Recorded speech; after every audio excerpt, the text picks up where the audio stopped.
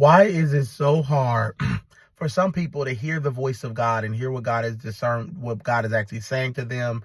And just, I've learned as a prophet, as a man of God, that it's so hard for some people to hear God's voice.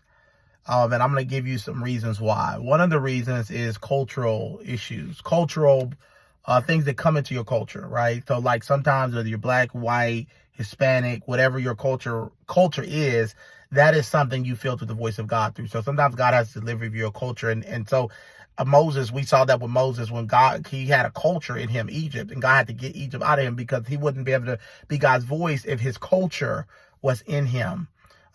So God has to deliver you of that. Then God has to next deliver you of your opinion, right? Because all of us have an opinion. And when you're God's prophet, you have to submit your opinion to the Lord.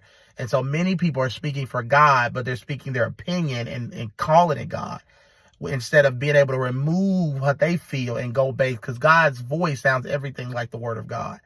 It's never going to contradict the Bible. So that's the first thing.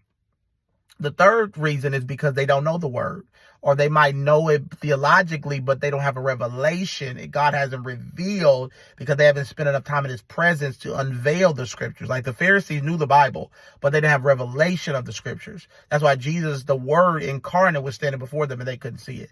So those are three reasons why many believers struggle to hear the voice of God. They have not been delivered of their culture. They have not been delivered of their opinion, and they have not been delivered, and they do not know the word of God. And that's how you grow in discernment of spirits and discerning of the voice of God, is through knowledge and study of the word of God. If you haven't got my book, go get my book, Fire Prayers. It's on Amazon right now.